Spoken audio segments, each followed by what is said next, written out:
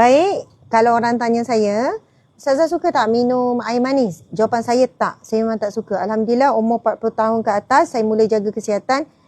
Saya cut sugar. Macam tu lah istilahnya. Walaupun memanglah ada lagi gula daripada mungkin kuih ke, daripada lauk-lauk ke. Tapi untuk air, saya memang tak minum air manis. Saya mula minum teh tanpa gula.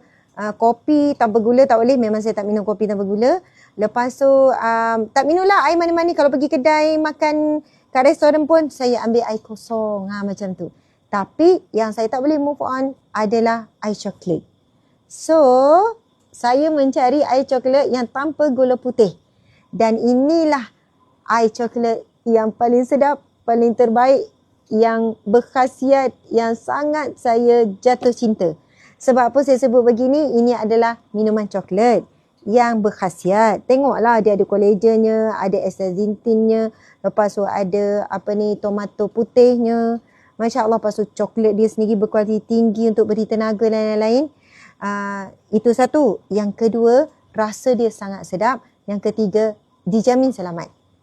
Dengan ada sijil halalnya, dengan bahan-bahan yang dijamin tidak memberi kesan yang bahaya walaupun digunakan dalam tempoh yang lama, walaupun kita minum setiap hari. Jadi tuan-puan sekalian, bahan yang kita rasa dalam mi manis tu ada daripada bahan semula jadi, daripada tumbuhan. Jadi ia sangat selamat untuk kita konsum setiap hari. Sebab apa? Saya ni memang jenis, istilahnya saya tak tahulah, tapi saya sebut dan saya faham saya ada masalah hypo tu.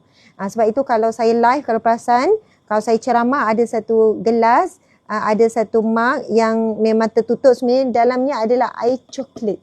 Kalau saya mula rasa tenaga saya hilang, hypo mula berpeluh, saya akan segera minum air coklat. Lepas tu dia akan kembali stabil. Kadar gula tu kembali stabil, saya boleh fokus untuk terus menyampaikan ceramah dengan tenang. Jadi setiap hari saya akan konsum Choco Collagen ini 2 sachet pagi dan juga petang. Alhamdulillah saya nampak perubahan yang ketara, terutamanya pada kesihatan rambut, kuku, kulit dan juga dalaman saya. Jadi, wahai para wanita khususnya, dan boleh je diminum oleh lelaki, marilah mencuba Choco Collagen Dermaja by Ustazah Asma Harun ini.